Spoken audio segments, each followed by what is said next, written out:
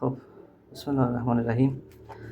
چوب زیتون 24 در تقریبا 24 میخوام که بشقاب خوشگل ازش انشالله در بیاریم. این فعلا مرحله قالبشه که به این شکل درست کردیم. بریم برای مرحله رو تراشی انشالله.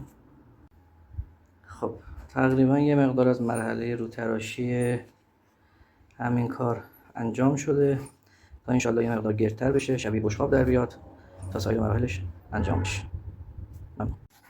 خب تقریبا پشت کار در اومده، مونده باربرداری داخلش و فرم‌دهیش. یه مرحله تا 2 مرحله دیگه مونده انشالله تا تبدیل به یه بشقاب 22 سانتی خوشگل از چوب زیتون بشه انشالله. بسم الله الرحمن الرحیم. خب دوستان، این مرحله تقریبا آخر تراش بشقابمون بود که مرحله قبلیشو براتون گذاشتم، آماده سازی و برش و آماده سازی و تراش اولیه. اینم داخل تراشی، رو تراشی و پشت تراشیش انجام شده بود. اینم داخل تراشیشه از چوب زیتون. نکته جالب داخل چشم چوب زیتون خیلی زیباست.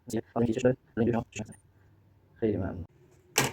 خب دوستان، اینم از مرحله آخر روغنکاری این بشقاب زیبامون که اسمشو گذاشتم بشقاب تک چشم از چوب زیبای زیتون. تقریبا 22.5 در 3 از چوب زیبای زیتون، سفارش مشتریمون آقای رحیمی عزیز از تهران. انشالله که ایشون هم استفاده بکنن و لذتش رو ببرن. واقعا چشم زیبایی داره، خیلی زیباست.